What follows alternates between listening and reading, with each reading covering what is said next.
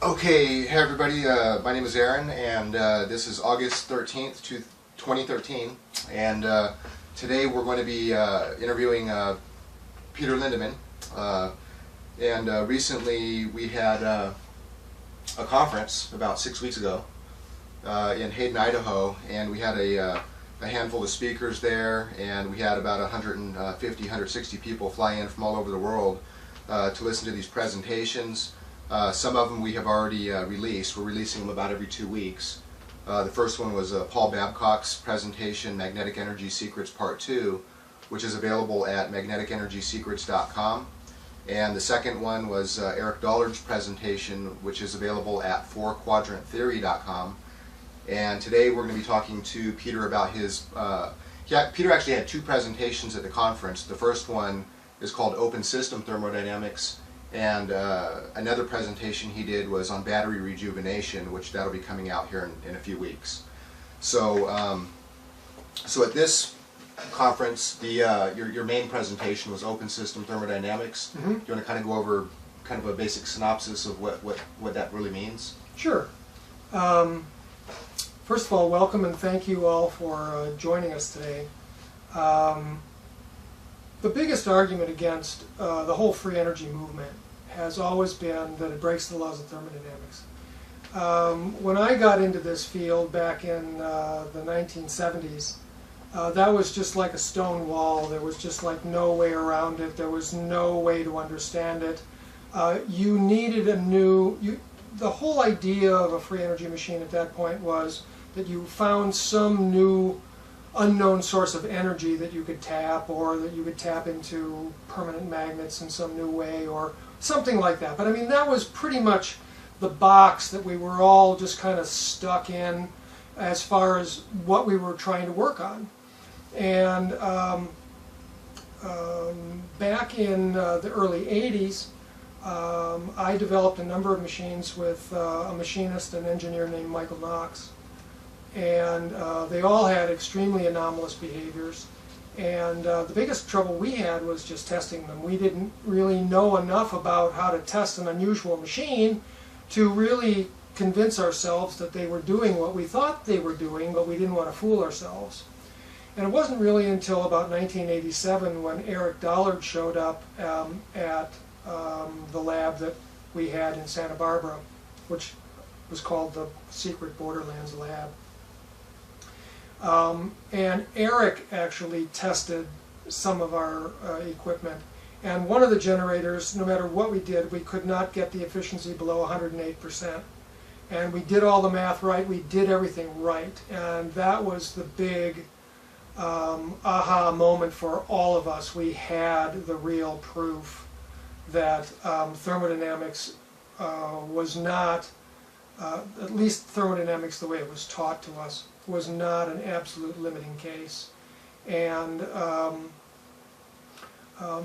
most people have still kind of focused on, one specific invention, does it work or doesn't it work, as kind of a mode of looking at this whole field. And what I started doing after our funding dried up, as soon as we could prove that we had something, of course our funding completely dried up, we couldn't get a dime, and we all just went and got jobs, and I never really got back into the lab very much until Aaron and I have been doing more experiments again in the last 5 or 6 years. But what I started doing was I started looking into thermodynamics because I felt there's no way to really break any real natural laws. In other words, the universe works the way it works, and if thermodynamics isn't a description of that, then what is? What is going on with these energy forms? What is going on with the idea of converting one energy form to another? What are the abilities of, what are the ratios of how much electricity equals how much heat equals how much mechanical energy, and so on, the way we're taught, or the way we were taught. And so I started looking into that, and really, really deeply. And what comes out of that is that the supposed laws of thermodynamics are really about a specific set of experimental data based on the work of James Joule, Sadi Carnot, and with philosophical adjustments made by Hermann von Helmholtz and Rudolf Clausius, primarily those four guys. And what they were trying to do was demonstrate how energy behaved in a situation that was reversible. And in other words, if you take a Stirling engine, for instance, and I've had a model around, I didn't bring it today, I'm sorry. But basically, if you put heat on one end of it, it will dissipate heat up through it to a cold sink and produce mechanical energy. But if you also just turn the machine, it will pump heat. It will act as a heat pump. And so that's an example of a reversible process. And what happens in reversible processes is that if you swing the machine this way, it may act as an engine. And if you swing it this way, it may act as a generator or a heat pump or something like that. And what's in the middle here is what's called the point of equilibrium. And so these laws really have to do with these very simple reversible machines that are basically, operating around or near the point of energy equilibrium. And that's what the first and second law are really about. And that's a very specific case. And back in the 1840s, when they really didn't know what heat was or how it behaved or anything else, that first set of laws was really important because it laid the foundation to understand what was going on in steam engines and in Stirling engines in particular. And when Sadi Carnot developed the mathematics for engineering these things, we were really on the fast track to understanding how to harness heat as a form of energy from nature. Up until then, we really only had wind-powered sailboats and the ability of using moving water to pump water or run a turbine or something else. Those were really the ways that people had figured out how to get energy out of nature up until they figured out really what heat was and how to capture it and how to build an engine that ran on it. That was just like a gigantic, huge development, and that's only about right around 100, between 150 back to maybe the beginning of the 1700s for the very, very early piston steam engines and so on. So just 300 years out of the entire history of humanity, which goes back as farther than our records. Okay, so humans knew how to make fire way back into antiquity.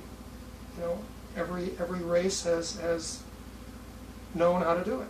Okay, that goes back tens of thousands, hundreds of thousands of years. Okay, only in the last 300 years have we figured out enough about what is fire, what is heat, we could actually run an engine on it. And so it's a new science, and we're still learning a lot about it. The biggest development in the last 40 years was that in 1977, a gentleman named Dr. Ilya Prigogine won a Nobel Prize in chemistry on what was called dissipative systems. And it was really about the study of how does heat behave, not in systems that are just swinging, in a reversible process near that point of equilibrium, but how do they behave, like if this is the point of equilibrium, how does heat behave way over here, okay? And having nothing to do with the equilibrium point.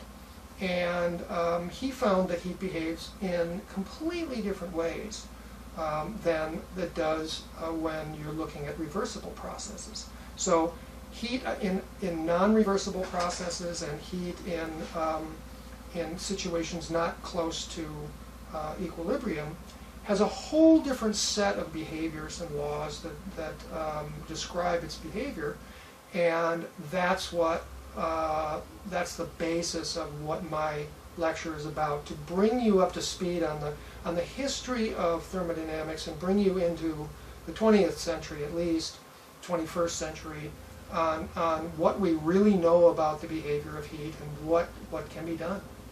So when you talk about equilibrium, like my first intro to Prigogine was probably about 15 years ago, actually, in a health book, because when talking about these open system thermodynamics, it's very well studied in all the major universities, and it's completely accepted that any system that is basically self-ordering is governed by these principles of non-equilibrium thermodynamics. Right. You know, like people get together and they organize a city. That's like a self-organizing process. Right. And even that is considered more is being done than what you have to put in. It's a self-organizing system. Right.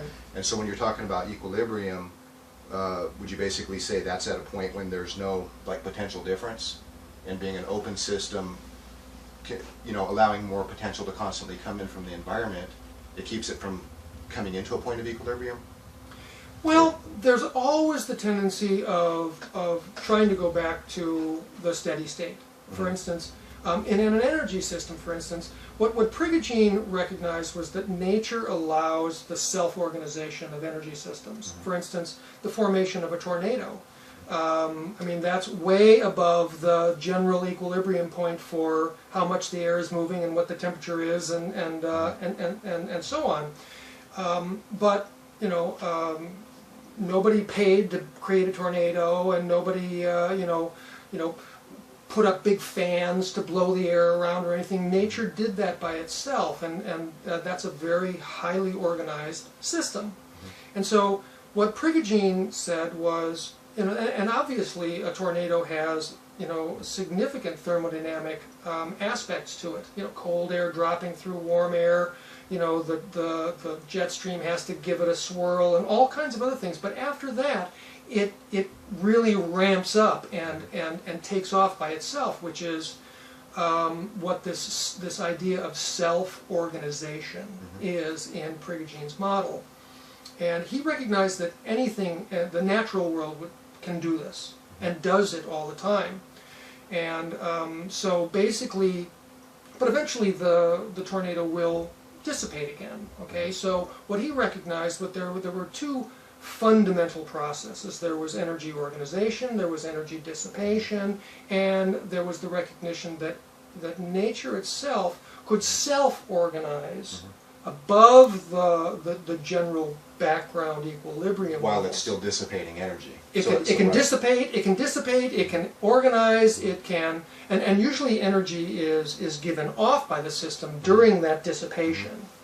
And so like with the, you know, so-called free energy systems, or, you know, over unity, whatever you want to call it, over 1.0 COP systems, it's not about preventing entropy, it's about delaying it so that through these processes it's constantly able to produce work way more than just a closed system which is locked off to any other form of input. Correct, and that's exactly what Prigogine said. That we weren't saying that entropy doesn't happen. We're just saying that due to these self-organizing processes, we can even dissipate an energy, but then that energy can be caught up in a new self-organizing system that would delay its ultimate dissipation so that it could never be used again. Right. That would be the final entropy. And so yes, I mean, he laid out all this. So like, you know, there's different references and stuff, you know, even some of the Bedini motor stuff that talks about like regauging. So that's basically the process of reorganizing where constantly it's dissipating energy, but at the same time a new potential difference is established over and over and over. So that's the self-organizing principle, that by creating that potential difference you have new fresh environmental potential that's able to come in and constantly do more work to bring these things over 1.0 COP. Correct. So Correct. do you want to kind of define COP and what the purpose of that even implies, what it means and what its typical use is? Okay. The first thing I want to go back before I talk about COP is a recognition that in the original work of Carnot, when he was talking about the mathematics of how heat engines work. And he was very specific. He did not say at any time that heat was dissipated or converted to anything else. What he said was that the heat was always conserved, and that the heat passed from a high temperature reservoir through the machine to a low temperature reservoir where it would disperse, sort of like dissipation, into the lower temperature, but that 100% of the heat went from here to here. Okay? In other words, the heat, it wasn't like 100% of the heat entered the machine and only 80% of the heat came out of the machine so that you could have 20% mechanical energy. Absolutely not. 100% of the heat went through the machine.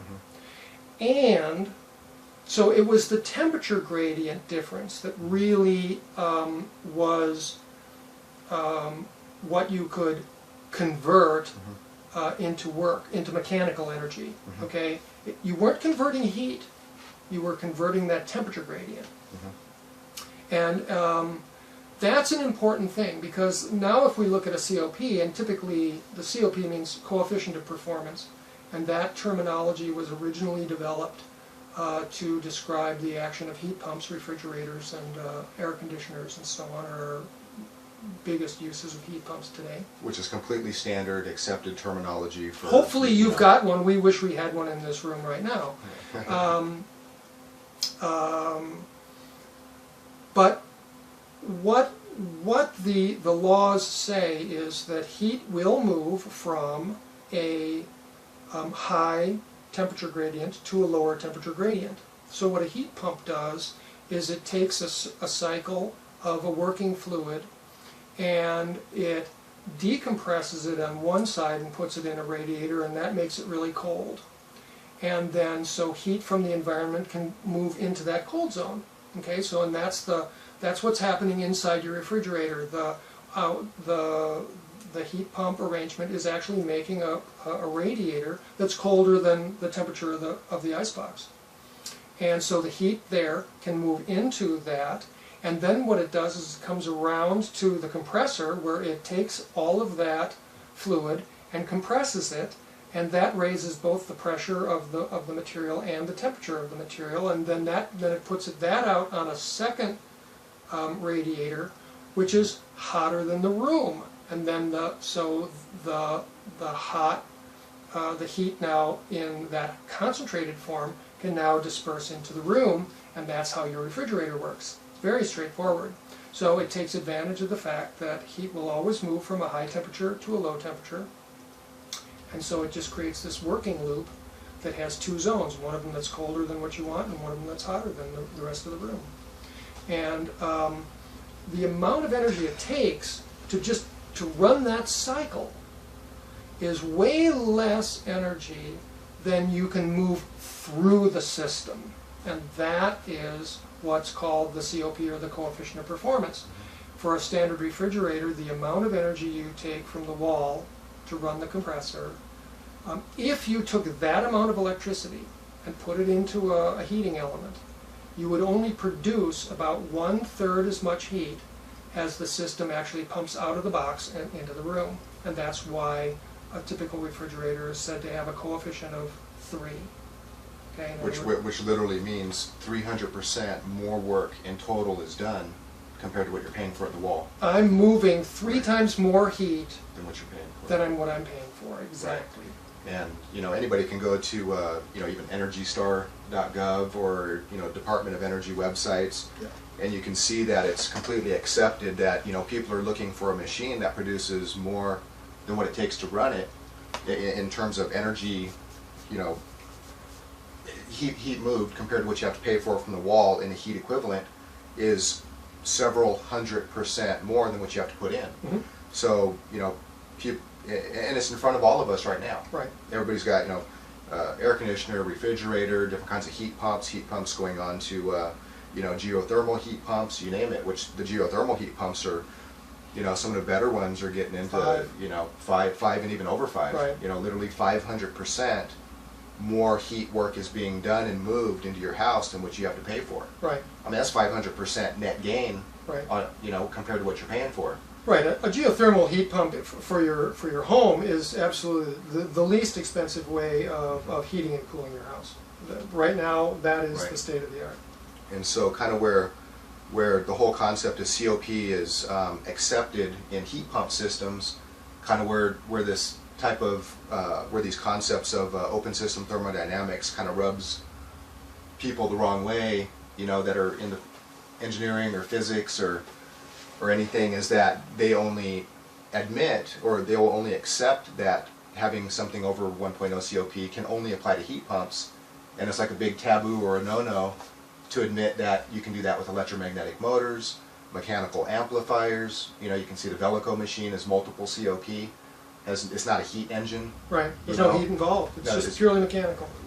Purely mechanical. Bedini showed at the SG at the conference. Backside battery goes up, and then the front side battery starts going up. Right. Way over 1.0 COP, and that's an electromagnetic system. Right. So basically, so that's what COP means. The bottom line, the simple definition of a COP is take the total amount of what I call the preferred output. In other words, what you want done by the machine. Okay. And then you just divide that by how much you put in to get that benefit. And in the form of a heat pump, it's usually about 1/3. What this lecture is about is to show you that patents have issued on a wide variety of energy systems that use these principles, use the principles of using energy again or using environmental energy, in both heat systems, electromagnetic systems, and in mechanical systems. And I show you the patents and I show you the systems, and you can, what I'm trying to get you to understand in this lecture is that these are general principles in nature. Nature allows these things. They have allowed these things. Some of the regenerative systems that actually recapture mechanical energy and use it again go back to the 1930s. I'll show you one patent that goes back to the 1930s, and some spectacular work in that field that was done in the 70s. So that's the point of my lecture. What I'm trying to get you to do is get out of this little box in your head that says that to get a free energy machine you either have to tap magnets or gravity or some new source of energy, okay? Because nothing else is allowed. The fact is that everything's allowed, and nature is providing us with the operations and the functions for us to make free energy machines that are purely mechanical, purely electrical, purely relating to heat, or any combination of these things. And when you start adding environmental energy, when you start adding energy that you can recover in the process, and putting that back and using it again, all of these things lower how much energy you have to put into the system and raise that COP. So that's the idea in a nutshell.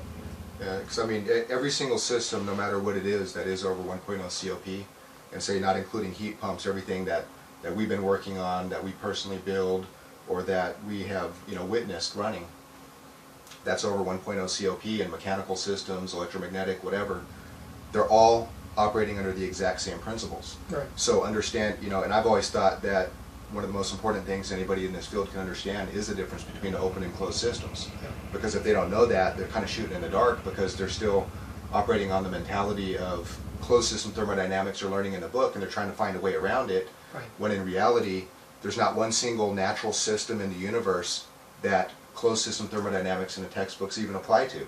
Right. That there is no such thing as a closed system in nature.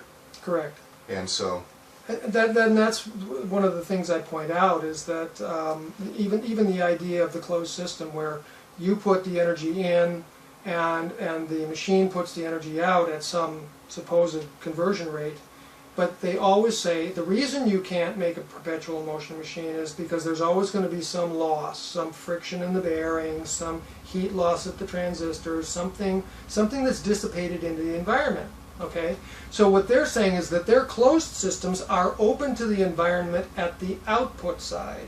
Okay, which is a little bit of an oxymoron. If it was really a closed system, then there wouldn't be any losses, and whatever you put in would stay in forever, because after all, energy cannot be destroyed, right? So once you see how thermodynamics developed, once you take a look line by line about the fundamental behaviors that Sadi Carnot and James Joule and Rudolf Clausius and these guys specifically state that these things work this way.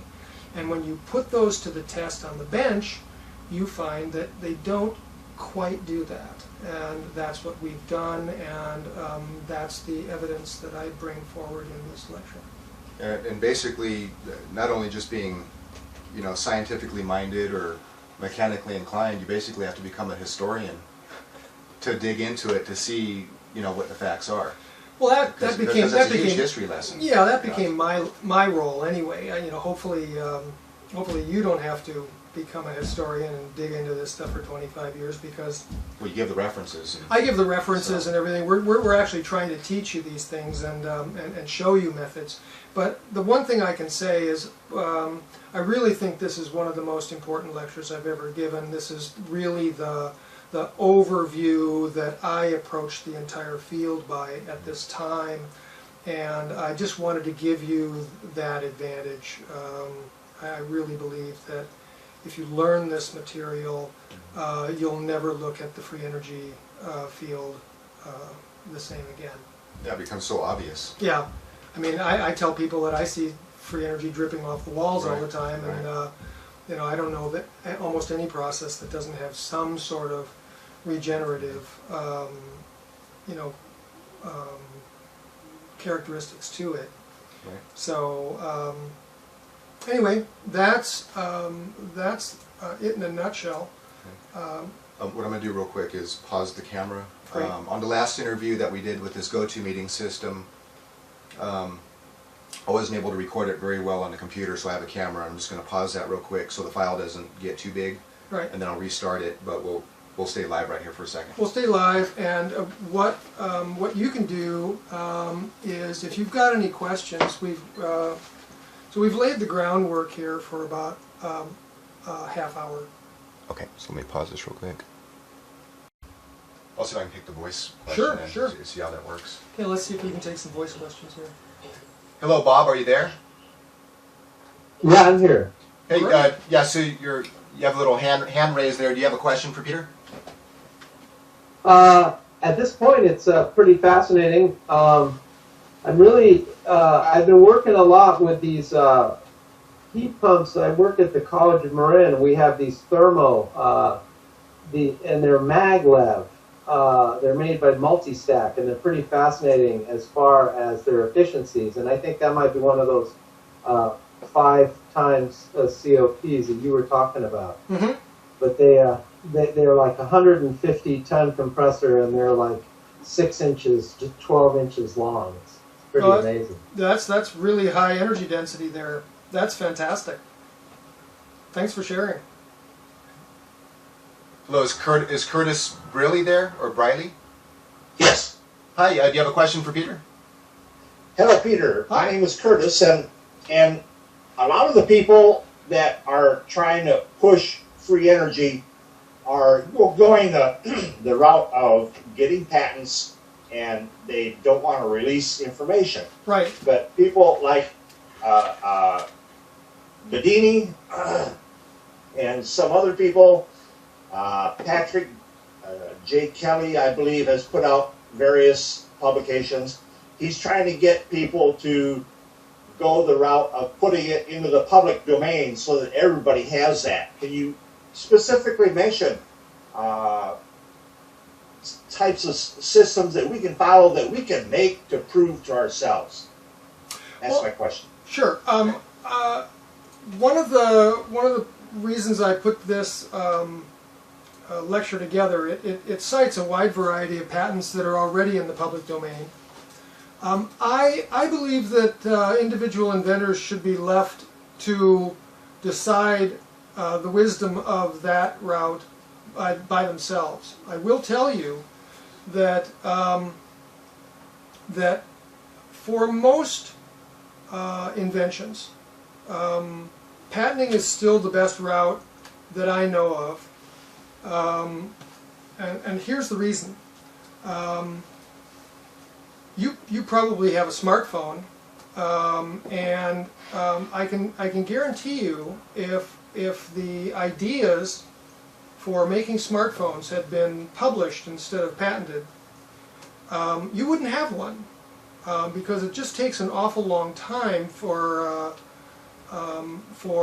ideas to get around, and it's such a high-tech piece of equipment that you don't have the capability of building a smartphone in your garage for any price. Okay, if you take a look at what I tell people is this: any of these energy machines are going to have to, you need a machine shop and various types of machine tools, a wide variety of skills and equipment and so on to build working prototypes.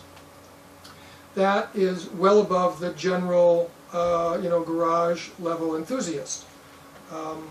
I used this example. If you wanted to make a ballpoint pen, I can go to Walmart and buy a ballpoint pen for 25 cents, okay? And that's because they're making zillions of them.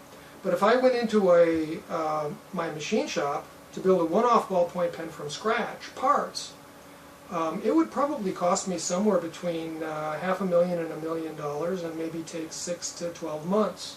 Because even though I know that it's got this, half of a millimeter, perfect spherical ball, down in that tip, I don't know how to make one of those, okay? And I don't know how to make the socket that's going to hold on to it, and I don't know what the ink formula is, and I don't have the specifications. And that's what's going to take me so long to figure out.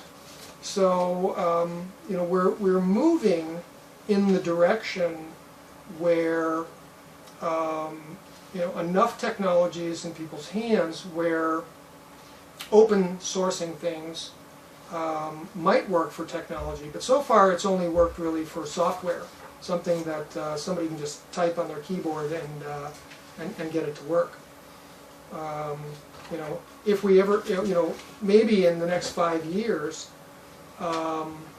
when everybody's got a 3D printer in their basement, we can put out a set of plans for somebody to just make a complex machine.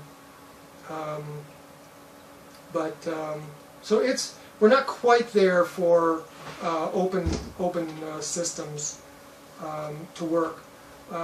Aaron just sent me a little note here. There's a lot of information on Veljko Milkovic's two-stage mechanical oscillator, and there's a tremendous amount of information on Bedini's monopole motor called the SG project. So there are legitimate open source systems that demonstrate these things, and so I always recommend that people start there. I'm just typing it in so they know how to spell it. Sure. Veljko. So thank you for your question.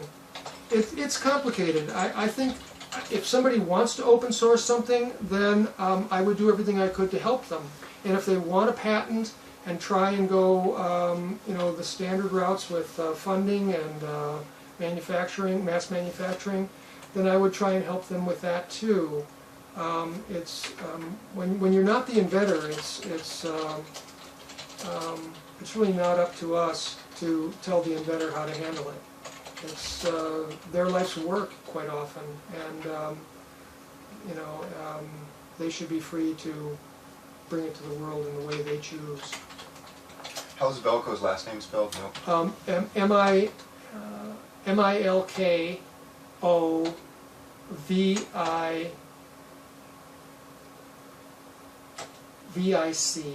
Okay, and Veljko, V-E-L-J-K-O. V-I-L... V-E-L-J-K-O. J-K-O, correct. Okay. Yeah, so I just typed the name in, Veljko Milkovic, and that's a mechanical device. There's a lot of YouTube videos. He has his own site.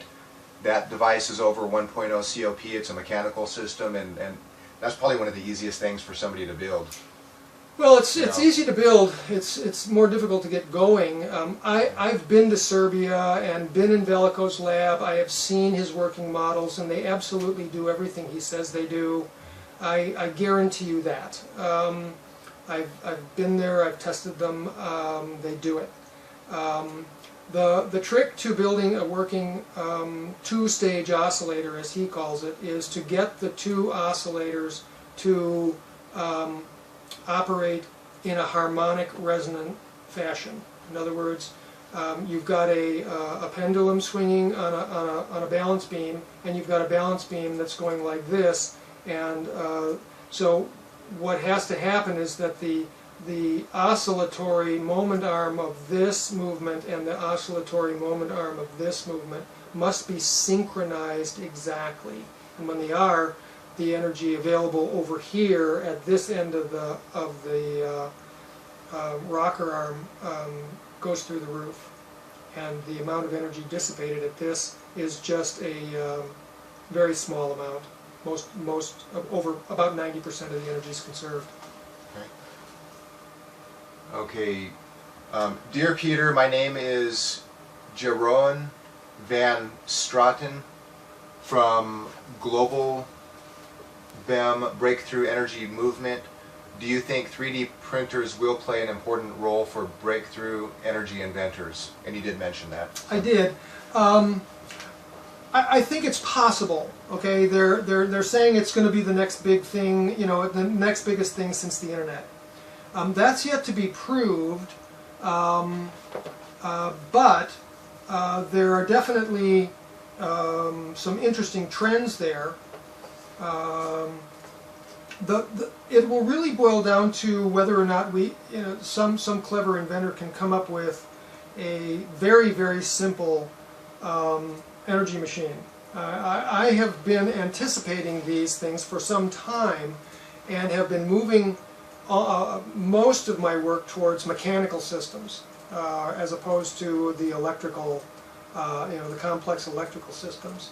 I have been very, very interested in the possibility of what I call a mechanical amplifier. If you put 1 horsepower in here, there's just a group of mechanical actions in the box, and then out here comes 2 horsepower or something like that. And these things have been demonstrated, and it is possible, but they're not simple yet. And but if we can come up with something that's very straightforward from a mechanical point of view to build, then I think a 3D printer could play a huge role in making these things more widely available, because we would break the embargo on mass production of these things. Okay, let's see. Okay, here's a question from Brock Onat, and I apologize if I'm not pronouncing the names correctly. His question is pulsing a spinning mass an example of a system that is open with the input of energy coming from gravity?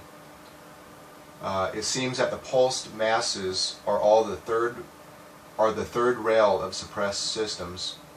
If not, can you suggest a mechanical system that takes advantage of gravity or other means to become a COP over 1.0 system? Okay.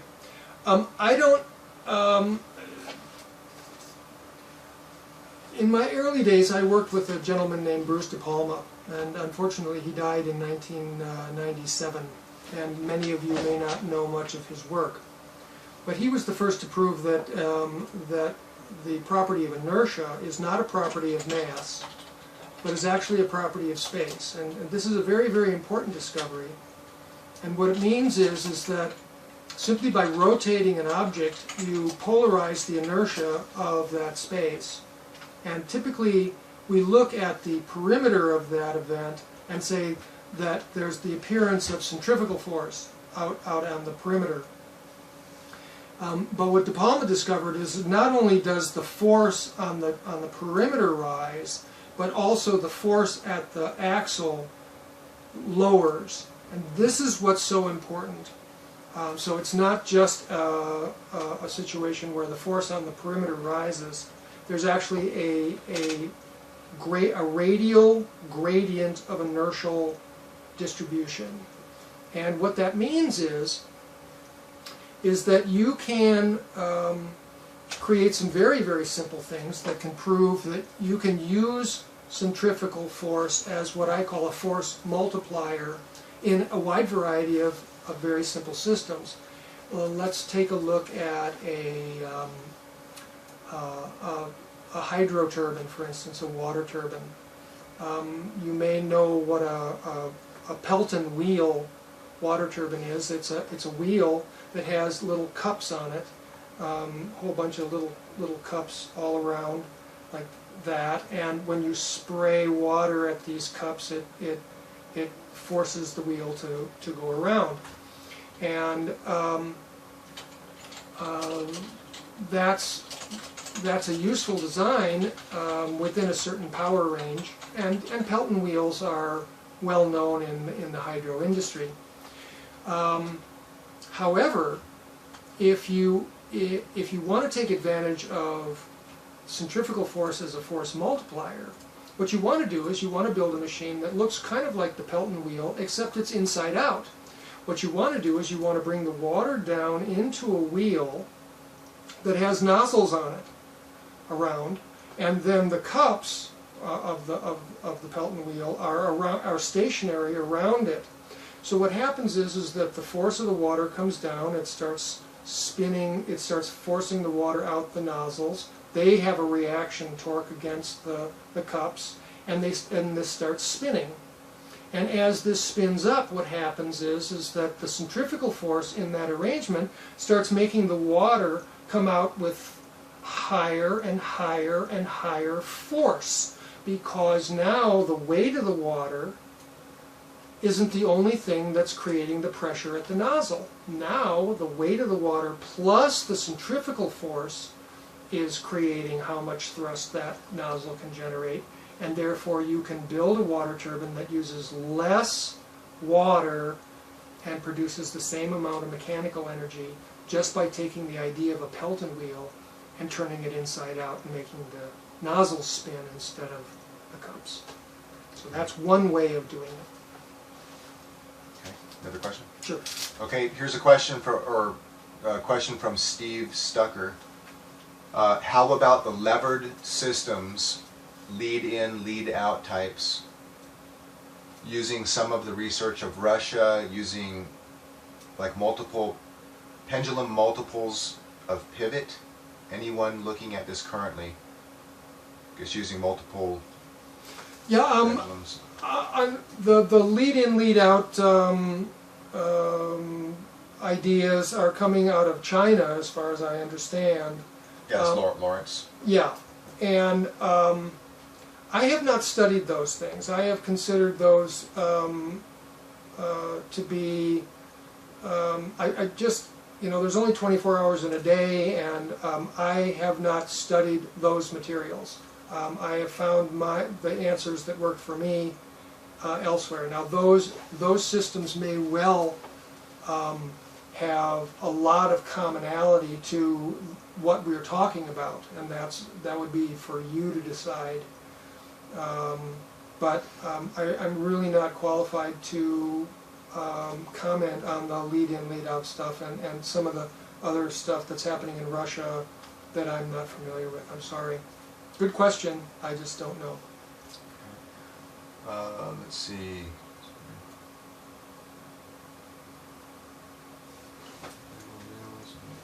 Okay, this is from Joseph Hyde. Hey, Joe. Aaron, Peter, are either or both of you aware of Dr. Randell Mills' at Blacklight Power Inc. and also his Millsian molecular modeling software. His main claim to fame is the discovery that there is a lower energy state to hydrogen Correct. than what we've been led to believe, Correct. and was ground state of hydrogen, or led to believe was the ground state of hydrogen. So he's been able to extract that energy that is available below the ground state, not 0 point or anything like that, and extract useful energy from it. Yes. Yes. Randell Mills burst on the scene about 12 years ago. Had Blacklight Power was about to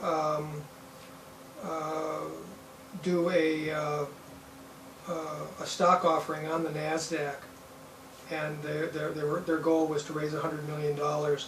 And right about that time, a number of articles came out in the Wall Street Journal saying that his stuff was junk science, and literally within a week or so, the U.S. Patent Office de-issued all of his patents.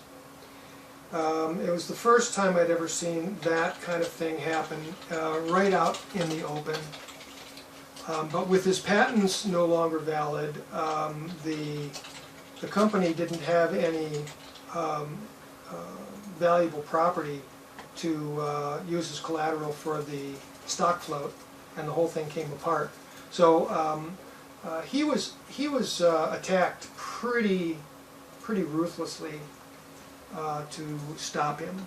But yes, his discoveries are excellent. There's tremendous evidence in support of his discoveries, and I really hope he moves forward, because the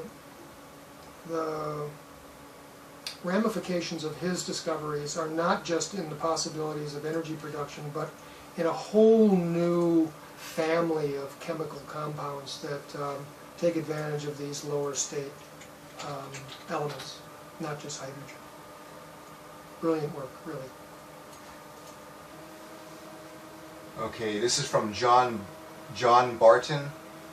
The thing that bothers me is that I have never seen an over-unity machine working, except a heat pump, of course. All it would take is for an inventor to go into any engineering department and show the academics. They would crowd around it, and they wouldn't be able to leave it alone until they had figured out the new science, reverse engineered it, making their own, doing experiments on it, then it would be accepted. Why has this not happened yet? Well, it hasn't happened because, and I talk about this in my lecture, is that there's an economic model that has been overlaid on physics. Because science costs money, and the people putting up the money about 150 years ago started leveraging the situation to the point where they only wanted to fund the things that would make them money and not make anybody else money. And you may not believe that that's the actual reason, but you're welcome to believe anything you want. Basically, we are not operating in a free market. We are not operating in an open market where the best ideas naturally gravitate to the top, and that's primarily the reason. I'll give you a good example that happened to Paul Babcock. He has developed a system where any electric motor or inductive power supply for a lighting system, a ballast type of arrangement, can be pulsed with DC instead of run on a continuous AC. And then the inductive collapses from that can be recaptured on a capacitor and then used again to offset the next pulse, and so on. And in this way, he's developed a very simple circuitry, gotten patents for it, and developed electric motors and lighting systems that can save about 50% on the energy use for running these appliances. Some of his stockholders wanted some sort of third-party vetting of this, and they contracted a a professor at a university to run some tests, and that was set up, and it cost about $5,000, and they went in there, they set up all the tests, they got all the metering right and everything else, and one of the grad students who was helping the prof with the testing all of a sudden was looking at his scopes and realizing that the system was showing on the watt meters on the output was showing about 20 or 30% more energy than was coming from the supply. And he just said, "Paul, what are you doing? This thing's actually running on more energy than it's taking from the wall." And he said, "Yes, that's what you're here to test. That's what you're here to verify." And because he was basically recapturing some of this energy from the inductive collapse of the power supplies. And so the student goes to the prof comes over, looks at the meters and everything, and he turns to Paul, and instead of saying, "This is fantastic, this is wonderful, we'll write up the paper right away," what he said was, "Oh, no, you don't. You're not doing that in my laboratory." That was basically what he said. And literally 10 minutes later, they were all out in the parking lot again. And he threw them right out of the lab. So he says, "You're not going to show that stuff here." So this is just what happens. And whether or not you believe it, and whether or not you think, you don't know. You haven't had these experiences. Everybody who's had these experiences, was just as shocked as you think you are now. But of course, I don't think you believe me. You think this is an excuse, but it's not. Right. Just have one comment and then a final question. Sure. Okay. And just to let everybody know, Peter's presentation, I'll put the link in the chat, and that'll be available right at the end of the presentation or the interview here.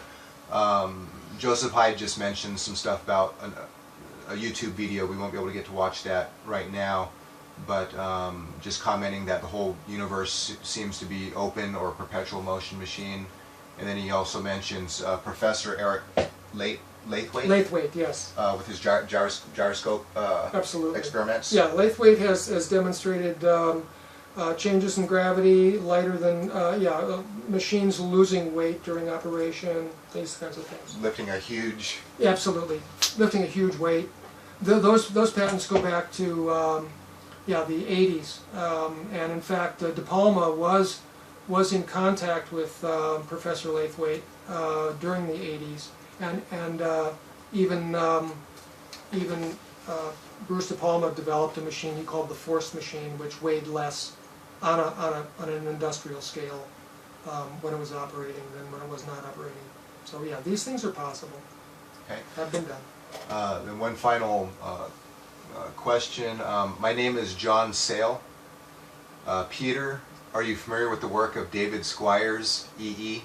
And how do you evaluate his work? Thanks. Yes, Dave Squires is a personal friend. I've known him for years. I have collaborated with him on a wide variety of designs, and I think he is one of the most knowledgeable and gifted motor designers on the planet today. So that's my personal bias. I think his work is impeccable. And I think he was a speaker at our conference last year, and that product is called Advanced Motor Secrets, where he not only talks about all the ways around getting around building a no back EMF motor, but all the ways of recycling unused energy, and even the magnetic simulation methodologies that he uses to tweak the designs so that that all of the prototypes that he builds work the first time, because he makes all the mistakes in the software. And by the way, he has developed software and a training for that, so that you can learn how to do this too. And we're hoping to be able to bring that training in the magnetic simulator software to engineers who want to learn it sometime later this year. Okay. And in the chat, as you're mentioning people like Paul Babcock, I put a link to his presentation, and David Squires. And I think if we're about out of questions there, then yeah, it's getting at 1 o'clock, so we'll probably be wrapping up here in a second. Great. Okay, so if you look into the chat, I don't know how it looks on the receiving end of this, Yeah. but I just put a link to Peter's presentation, Open System Thermodynamics, which is at opensystemthermodynamics.com. And if you go there, Peter's presentation is available right now. Our other website is emediapress.com. It's just all one word, the letter E, then mediapress.com. And that kind of has a catalog of all the products, and you'll be able to see the upcoming 2 or 3 more presentations, which we'll be launching about every 2 weeks. Mm-hmm. And so, and we'll be sending out a mailing.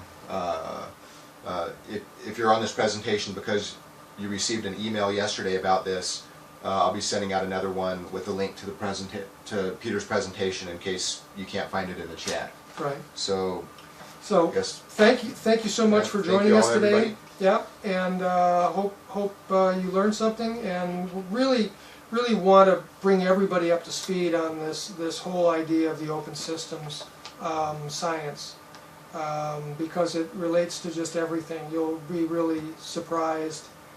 You'll start seeing free energy machines in your kitchen, Right. and all kinds of different ways you can make the world better by applying these principles. And yeah, don't worry that you've, quote, never seen a free energy machine, because they're really all over the place. And the idea of a free energy machine is quite often limited to just something that runs itself, with supposedly no input or something like that. Those are all fantasies. If it's an energy machine, it's going to run on energy. It's going to have it's going to have one or more energy inputs, and we're not peddling nonsense. All we're saying is that the machine can be constructed in such a way that those energy inputs come from the environment, come from energy that it can recover, and so that it can use it again. And these types of things, so that your inputs can be lower and lower and lower, and if they can come down to zero, then the machine will run itself.